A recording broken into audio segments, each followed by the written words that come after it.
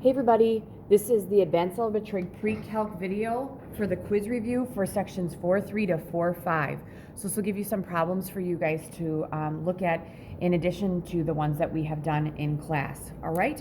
So the first thing we are going to do is we are going to graph this function. We're going to graph y equals 4 times the sine of x over 3 plus 2, all right? And then we're also going to find the domain, range, period, and all those other things that we found. So we'll end up doing that as we go. All right. So looking at this, the first thing I'd say is, okay, 4 is my, so let's actually just list all those things because I know I'm going to list some of them right here anyway. So I need to find the amplitude, the domain, the range, the period, the frequency, phase shift, vertical shift, and then also if there's a reflection. All right, I feel like that gets me everything that I wanted. I'm just looking at 1, 2, 3, 4, 5, 6. Yeah, I think I got everything that I need. All right, guys, so the first thing I would say is, okay, this 4 is the amplitude. Okay, now this can actually be written as 1/3 x. So what that means is that this is going to be the period is equal to 2 pi, which is just 2 pi, over my b value, which is 1/3. Well, when I'm dividing a fraction, don't have to multiply by the reciprocal. Well, the reciprocal of 1/3 is 3. My period is going to be 6 pi, which means my frequency is going to be 1 over 6 pi because I get one cycle every 6 pi radians. There is no phase shift. The vertical shift is up 2, and there is no reflection. All right, the domain and the range I will end up getting in just a moment. So we're going to graph 2 periods because I think most of the time I do ask you guys to do 2 periods. So here we go. All right, so if I'm visualizing this, I have to move it up and I also have to stretch it. So then since I'm moving it up, I'm going to do something like this. And let's say this is 1, 2, 3, 4, 5, 6, 7, and then 8. All right, so it's moving up 2, so that means the middle that originally started at the x-axis, that's going to start up at 2. Right? So that's my middle. Then I have to stretch up to 4. 1, 2, 3, 4. Because that's my amplitude. And then 1, 2, 3, 4. That'd be down here. I'm trying to do better on my graphs here. Yeah, that's totally not spaced right. But you guys get it. This is up 2. And this is 1, 2, 3, 4. So that's up at 6. And this is 2. And this is 1, 2, 3, 4. That's down. Totally not drawn to scale. To kind of keep track of things as well, what I think I'm going to do is I'm going to draw my axes like this in green. Sorry, my axes are right here. Of course, I'm botching that up, right? Right, that's what it is, because this is my middle. And this would be 1, 2. This is -2. All right, so that makes sense that this would be at x equals 2. 4 up would be 2, and 4 down would be -2. All right, sorry about that green line. All right, the next thing I have to do is, okay, let's see the period. The period is 6 pi. I don't have a phase shift. So what I'm going to do is say, okay, let's say this is 6 pi. And this is another 6 pi, which would be 12 pi. And then if you're one of those people who like to go on the back end, this would be -6 pi. So I'm covering all of them. So we're going to do 2 cycles of this thing. All right. I feel like I did everything that I need to. I'll be able to get the rest of it in just a moment. So here we go. Sine curve starts at 0. So usually it starts here, but now our new 0 is right there. I'll use a different color. All right. So it starts at 0. So our new 0 is there, and it needs to end there. Right? It needs to end there.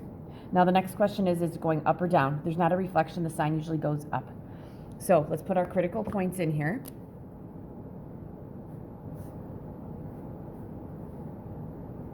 All right. And then what I'm going to do here is I'm going to go up. So I'm going to go up, middle, down, middle. Up, middle, down, middle. This was middle, and this is going to be down, middle, up. So here it is, and it's totally not great because I know my scale is not great. But there you go. All right, and if I really want to check this thing, I could use a calculator to do so. And the way I'm going to do this is I'm going to go to my y equals. I'm going to make sure that I am in radians, which I am. My y equals is going to be 4 times the sine of x over 3 plus 2. And then if I change my window so I have it going from -6 pi to 6 pi, because that's what I have. And then I'm going to go from my y's were negative 2 to 6. All right, so let's graph that thing. And that's exactly what I have, right? Hopefully you guys can see that. All right, so I have, oh, I went negative 6 pi to 6 pi. I should have gone 12 pi. That's why it doesn't look like it's supposed to. Sorry. So let's change that window. We'll go to 12 pi. My bad. There we go. So I should have 3 peaks. 1, 2, 3. There we go. That's what I have. All right. The domain is all real numbers. There's no restrictions on my domain. And the range we said we went from negative 2 to 6. All right. So that's what I have there. All right. All right. So let's look at something else that's very, very similar, and let's graph this guy as well. The second one we're going to graph, and hopefully we can fit this all in one. If not, it's okay. Actually, we're not graphing this one. We are going to look at y equals the negative 7 times the sine of 8x minus 4 pi plus 7. Okay, what I want you guys to do is we're going to find the amplitude, the phase shift, period, frequency, vertical shift, and if there's a reflection.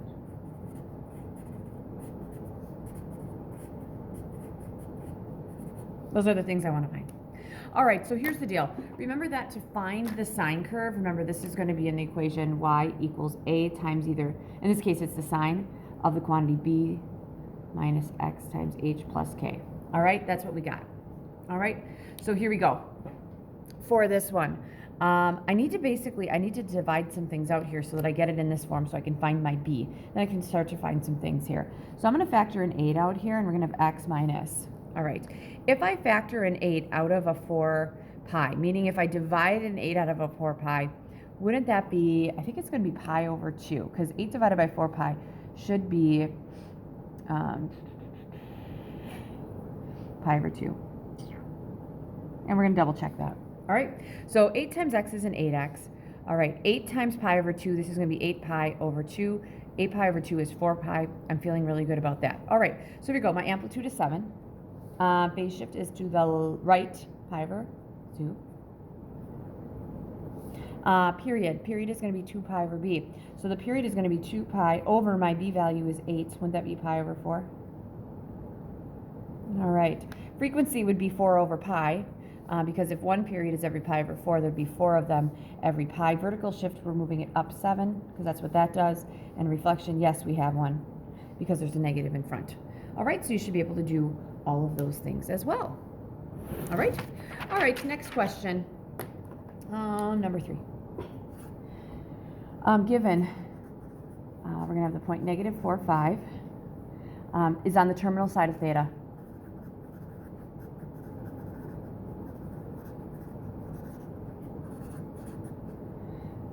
Find all 6 trig ratios.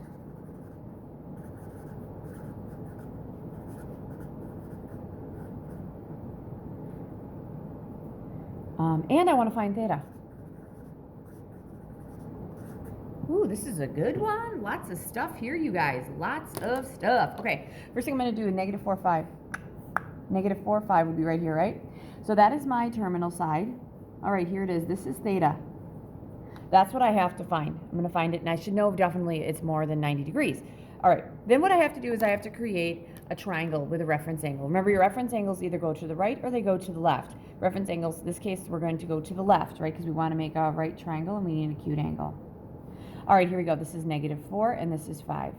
All right, in order for me to find all 6, because we're going to find the sine, the cosine, the tangent, cosecant, secant, and the cotangent, I need to find the hypotenuse. So to find the hypotenuse, all right, I'm going to take negative 4 squared plus 5 squared, and that equals x squared. Negative 4 squared is 16, plus that's 25, that equals x squared, that equals x squared. That's going to be what, 41? Yep. Take the square root, x equals the square root of 41. All right, so let's find all of these ratios first. The sine. So this is my reference angle. Sine is opposite over hypotenuse. That's going to be 5 over the square root of 41. We know that's going to be 5 square roots of 41 over 41 because we have to rationalize the denominator. by multiplying the top and the bottom by the square root of 41. Next, the cosine is going to be negative 4 over the hypotenuse, because it's adjacent over hypotenuse, the square root of 41. Rationalizing that denominator, it's negative 4 times the square root of 41 over 41. Tangent's opposite over adjacent, that's 5 over negative 4. Cosecant is going to be the reciprocal of the sine. I'm going to use the original one. This is going to be the square root of 41 over 5. The secant is the reciprocal of the cosine. I'm going to use the original one, which would be the square root of 41 over negative 4. And the cotangents are going to be negative 4/5. All right, so then the next thing I'm being asked is, what is this angle?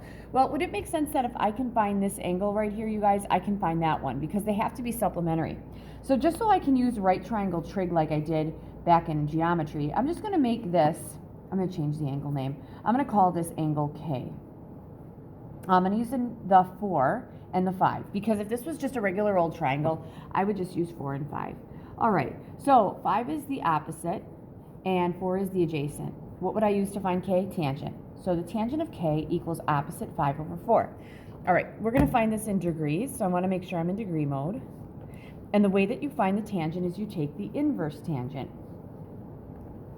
So the inverse tangent of 5/4 is going to give me about 51.34 degrees, or 51.3. Let's do that. So 51.3 degrees. Now, if this is 51.3 degrees, you guys, the question is, what's theta? Well, wouldn't I take 180 minus 51.3, and that's going to give me what theta is? And it's 128.7. And there we go. So that answers all of my questions for that one. All right, so that was question number 3. All right, question number 4. If the cosine of x equals negative 4/5 and the tangent of x is less than 0, we're going to find the sine of x, the cosecant of x, and the cotangent of x. We'll just shove all this here. All right, so here's the deal, guys. If you haven't noticed, like on your unit circle, on the unit circle, things repeat themselves, right?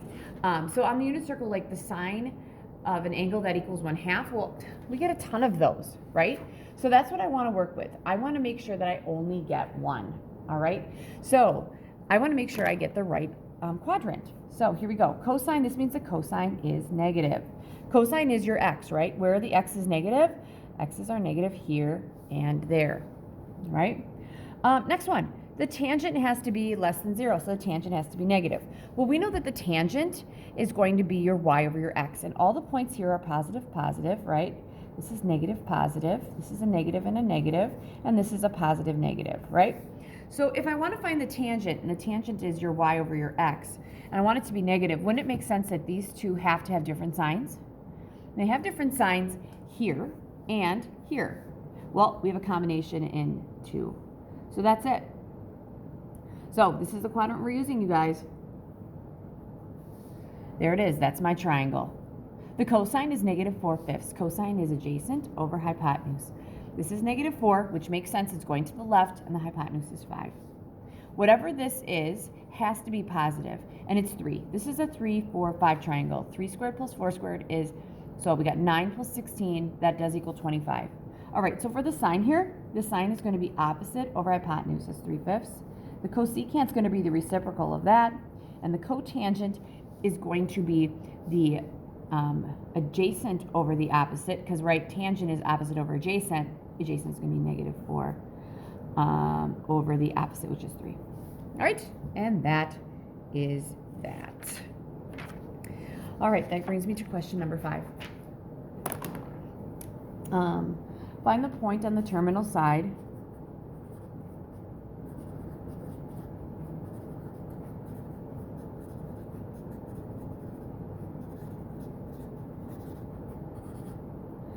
of theta when theta is 170 degrees and the radius is 6. All right, so here's the deal. Radius is 6. So we got this unit circle that has a radius of 1. This guy has a radius of 6, and the theta is at 170. So let's draw this guy out. Most of these you guys are going to get through right triangle trig. I'll tell you that right now. All right, so 170 degrees, 90, 180, 170 be right here. All right, so this is definitely 6 because that's the radius of my circle. Now I have to make a triangle, and I need a reference angle. See, this is 170 degrees, all right? But that's not really going to help me. I need to have a reference angle, and it needs to be acute, and it needs to contain the x-axis. Therefore, my reference angle, you guys, is going to be right here, right? That's my reference angle right there. All right, so they want me to find the point. So wouldn't it make sense that essentially what they want me to do is they want me to find the x-coordinate and the y-coordinate here? That's it. That's all I want to do, all right?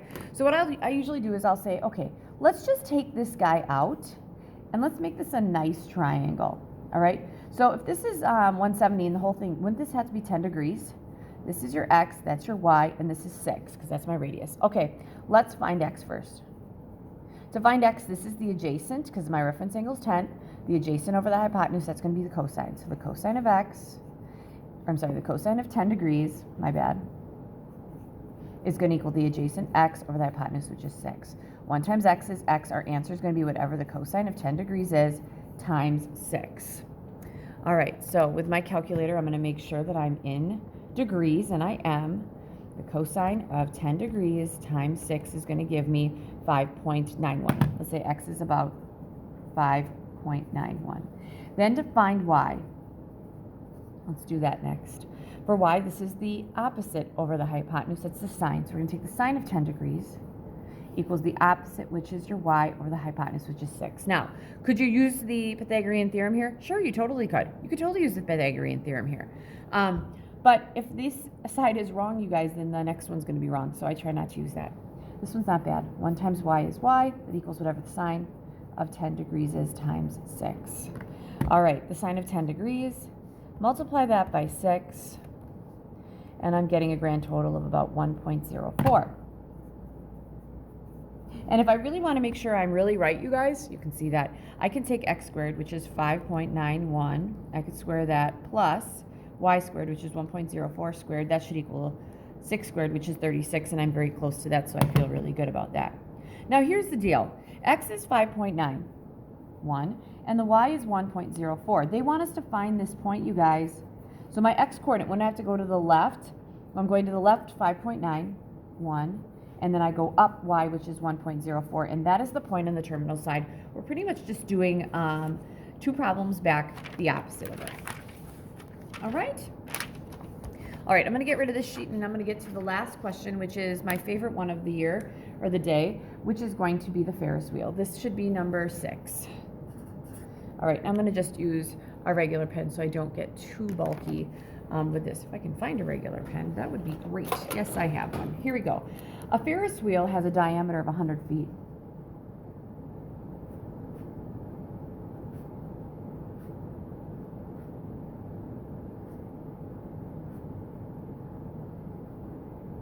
And stands 5 feet off the ground.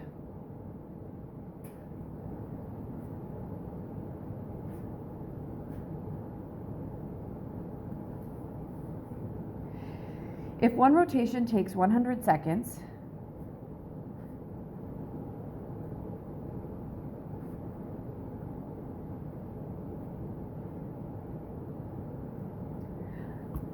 find the equation for a rider's height over time.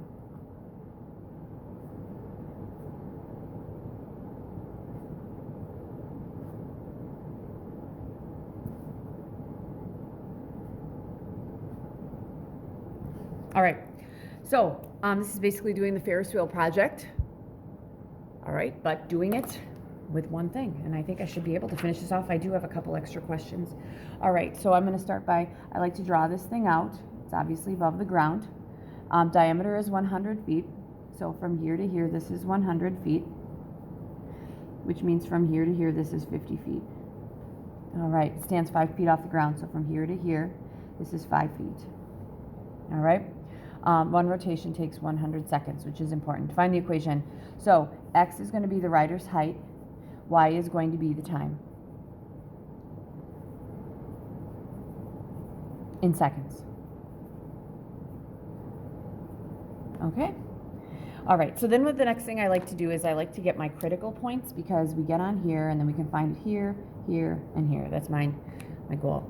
So we get on 5 feet above the ground, right guys? So at time 0, we're gonna get up at 5 feet off the ground. Now it takes 100 seconds to get there. So going all the way around, 1, 2, 3, and 4. So I'd have to have 1, 2, 3, here we go. My rider's height at 100 seconds. Oh, sorry, my X and Y are totally different. X should be the time and Y should be the rider's height.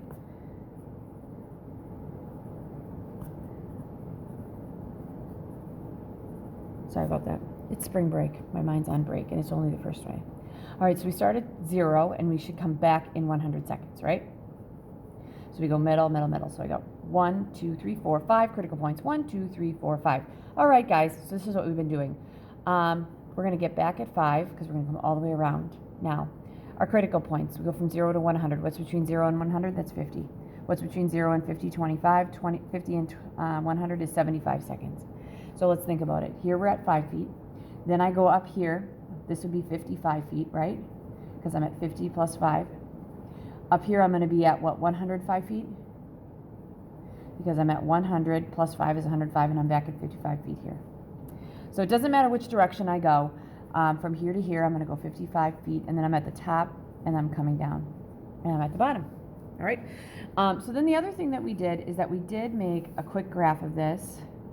Does not need to be to scale. The only Y's we need on are the lowest is 5, the highest is 105, and the middle is 55. This just helps us get the equation for the sine or the cosine, and I'll give you all of them. You only have to have one of them, and I will just use one of them. All right, and the most popular one is the sine, so that's what I'll do. All right, so here we go. It's going to take us 100 seconds to get around this thing. This would be 50, this would be 25, and that would be 75 seconds, right? So we're going to go 0, 5, and then it's at 25. Sorry, it looks like a 75. We're at 55, then I'm at the top after 50 seconds, and I'm coming down, and I'm at the bottom. So there it is, guys. All right, that's my ride. Okay, let's look at the sine. So y equals, okay, my amplitude. My amplitude is going to go from the middle to the top, or the middle to the bottom, what that distance is. Well, this is pretty easy because 105 minus 55, isn't that 50? So my amplitude is 50. Okay, let's do the sine first. Okay, on the outside, so we go y equals a times the sine of b times x minus h plus k. My b value needs to come from the period. So I know that my period is 2 pi over b because we're looking at a sine curve. So my period, which is, sorry, it's 100 seconds, equals 2 pi over b. So I'm going to solve this. 1 times 2 pi is 2 pi. That equals 100b. Divide by 100. B is going to equal pi over 50. So there we go. Pi over 50 times x. All right. Then the next thing, you guys, the sine curve actually starts at the middle and then it goes up. This is the middle point. It needs to be shifted to the right 25. So we're going to go plus 25. Minus 25. And then our vertical shift was up. We moved it up 55, right? All right, and then I'm going to check this thing. So the first thing I'm going to do is make sure that I'm in radians. And I'm going to go to y equals, take this thing out. We're going to go 50 times the sine of pi divided by 50 times x minus 25. And that's plus 55. All right, and then all that I do is I just make sure all these things work. And this might take a little while. But at 0, hopefully I'm at what I want to be. Yep, at 0 I'm at 5. 25 I should be at 55. Yep. 50 I should be at 105. Yep. At 75 it should be at 55. Yep. And then at 100 I should be back at 5. If this goes all the way around, we're good to go. All right, there we go. There it is. All right, so I'm totally fine with that. Here are some other equations you guys could use. If you wanted to use the cosine, the easiest cosine to use would be one that just gets reflected down, okay? Because we always start at a high point, but now we're starting at the low point. So our amplitude, everything stays the same except our phase shift. And we're going to have a negative 50 times the cosine of, our b value is still pi over 50 because it's 2 pi over b. That's times x and then plus 55. And you can put that in your calculator if you want. Believe me, it works. The other one that kids use is that they'll use the cosine curve, but they'll say, okay, rather than flipping it, cosine start at a top point. So let's say I shift it to the right 50, all right? Is my amplitude still 50? Yeah, 50 times the cosine of, is my b value still pi over 50? Yep. Times x minus. This time we're going to the right 50 units, and then plus 55. I don't care which one you use, just know that they all exist. All right, little questions for you. When is a rider 90 feet in the air?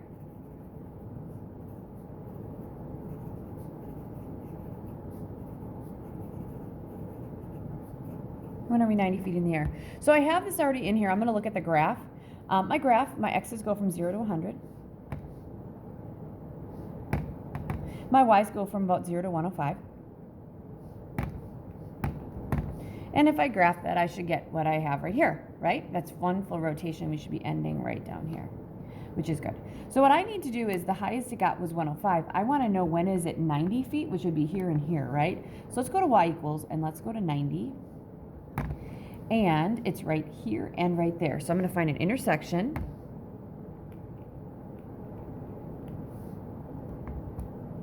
All right. So basically what I have here is I'm going to find at a 90, which would be here. I got to find this one, and I got to find this one. All right. This guy right here is 37.34, and then 90. And this guy right here, let's find that one too.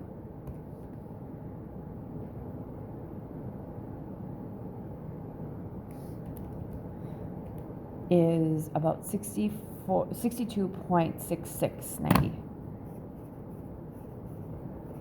So when is it at 37.34 seconds and 62.66 seconds? All right, B. How high are you after 3 seconds and 59 seconds?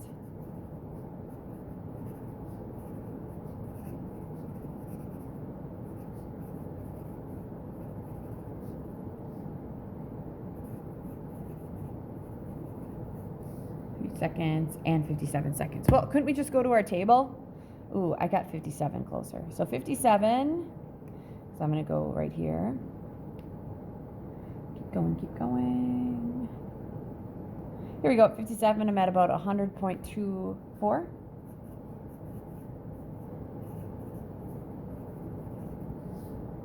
Which, yeah,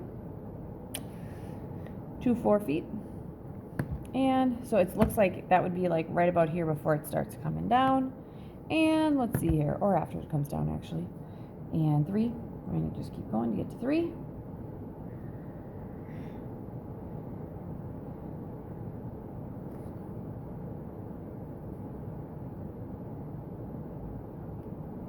And there we go, it's about 5.88 or 5.9. So I'd say for 3 seconds, we're at, sorry, that's feet, my bad. We're at about 6 feet here, and we're at about 100 feet here. Got my variables all mixed up. All right, so there you go. I think I just went just short of when they're going to cut me off on this video, but those are the kinds of examples that we went over in class, and those are just more for you to review from. Good luck.